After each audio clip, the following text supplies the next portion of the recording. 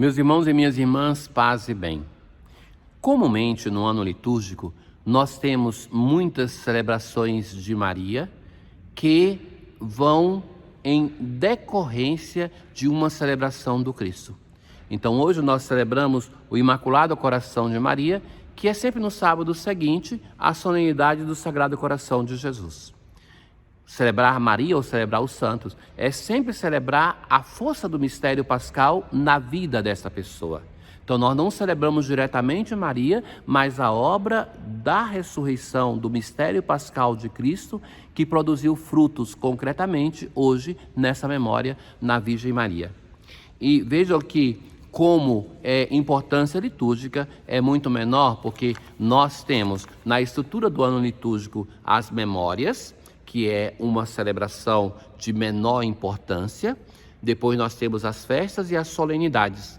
Então a solenidade o domingo é a solenidade. Então a solenidade do Sagrado Coração de Jesus ou de Corpus Christi. Mas hoje nós, da Virgem Maria, dessa vez nós temos uma memória. Não é uma solenidade, mas uma memória. Temos sim ao longo do ano algumas solenidades da Virgem Maria, como por exemplo a Imaculada Conceição, a Assunção de Maria. Na antífona de hoje, meu coração exulta porque me salvais, cantarei ao Senhor pelo bem que me fez. A primeira leitura de hoje do profeta Isaías, a descendência do meu povo será conhecida entre as nações.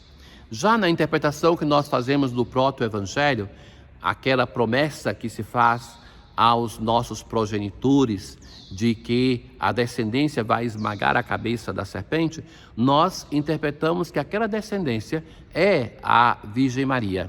Então, que ela que esmaga a cabeça, ou então o filho da Virgem Maria. Então, que existe a possibilidade de uma interpretação ou outra. Mas veja que, comumente, nós representamos a Virgem Maria pisando a cabeça da serpente. É aquela mulher do Apocalipse que esmaga a cabeça da serpente, ou seja, do pecado, do tentador. E o texto de hoje promete uma descendência, a descendência do meu povo, que será conhecida. Exulto de alegria no Senhor, e minha alma regozija-se em meu Deus. A alegria porque a salvação está chegando. Ele me vestiu com as vestes da salvação, envolveu-me com o manto da justiça e adornou-me como um noivo com sua coroa ou uma noiva com suas joias. Deus fará germinar a justiça e a sua glória diante de todas as nações. Se nós entendermos como justiça de Deus, que é o modo de Deus de expressar a sua misericórdia, então Deus fará mostrar, ver a sua misericórdia. Mas em decorrência desse modo de agir de Deus, que é misericordioso, nós temos a justiça humana, a nossa justificação. Então, nesse caso, uma outra palavra para isso é santidade. Então, Deus fará ver a sua santidade. E a santidade de Maria é aquela que é uma por excelência e uma exceção no modo salvífico de Deus agir. Porque se para nós a justificação foi apagar a mancha do pecado que nós herdamos, em Maria foi preservar, por isso a Imaculada Conceição. Então é uma santidade que chama a atenção de todos os povos. No Salmo de hoje, nós vamos rezar com 1 Samuel, capítulo 2.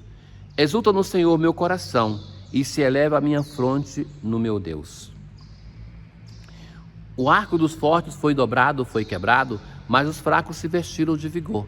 Na verdade, em Maria, nós vemos isso. A Virgem Filha de Sião, que é o nome que é chamada a cidade de Jerusalém, mas Maria também é a Virgem, quer dizer, aquela que é frágil, aquela que não teve filho, aquela que não é uma honra, como para nós a virgindade pode ser entendida como uma honra de alguém que se consagrou ao Senhor. Nos textos bíblicos, não. A honra era ser mãe. Então, em Maria nós vemos o fraco que se torna forte. Os saciados se empregaram por um pão, mas os pobres e os famintos se fartaram. Muitas vezes deu à luz a que era estéril. Então, no Cântico de Maria, no Magnífica, ecoa isso que nós estamos rezando aqui. Quando Maria contempla o modo como Deus foi agindo na história e foi invertendo os valores do mundo para mostrar a sua misericórdia. É o Senhor que dá a morte e dá a vida, faz descer a sepultura e faz voltar. O Senhor ergue do pó o homem fraco e do lixo ele retira o indigente. Hoje, no Evangelho, nós temos aquele episódio de quando Jesus tinha 12 anos e estava no templo. Nós aclamamos esse Evangelho com a expressão de Lucas 2, bendita é a Virgem Maria, que guardava a palavra de Deus, meditando-a em seu coração. Então, começa com uma constatação. Os pais de Jesus iam todos os anos a Jerusalém. Então, eles são pessoas de vida de igreja, de uma vida ligada ao templo de Jerusalém, que cumpriam aquilo que se prescrevia.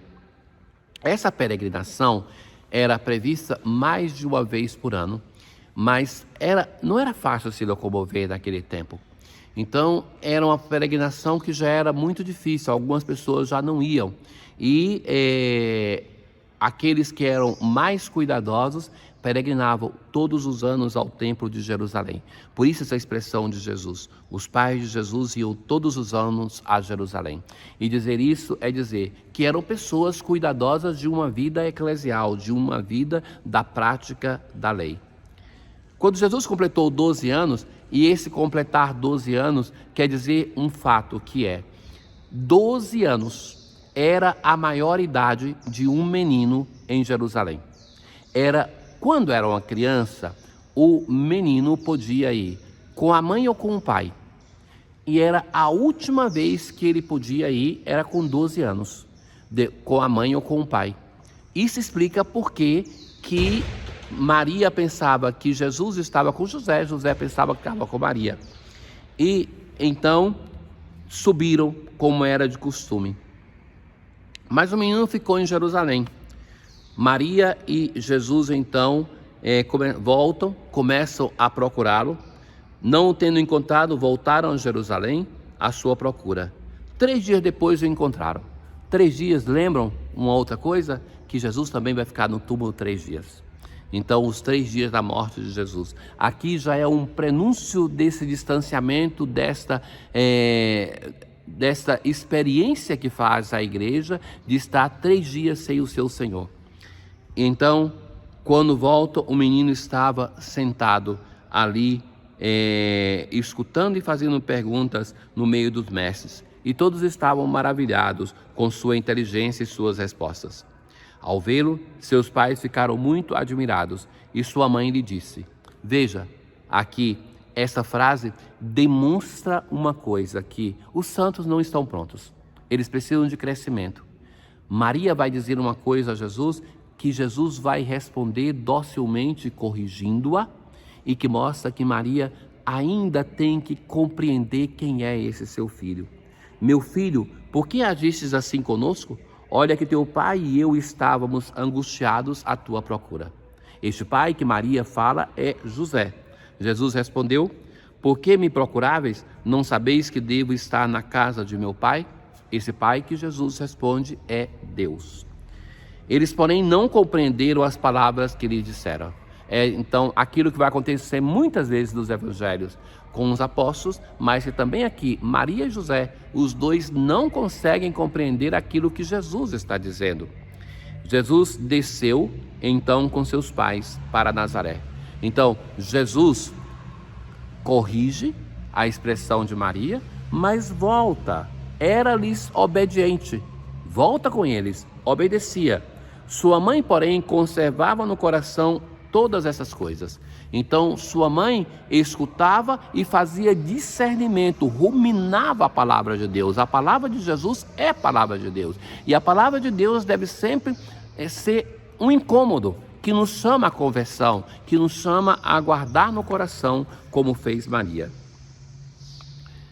Ó Deus, que preparastes morada digna do Espírito Santo no coração do Espírito Santo, no imaculado coração de Maria, concedei que, por sua intercessão, nos tornemos um templo da vossa glória. Tenham todos um bom dia. O Senhor esteja convosco, Ele está no meio de nós. Abençoe-vos o Deus Todo-Poderoso, o Pai, o Filho e o Espírito Santo. Paz.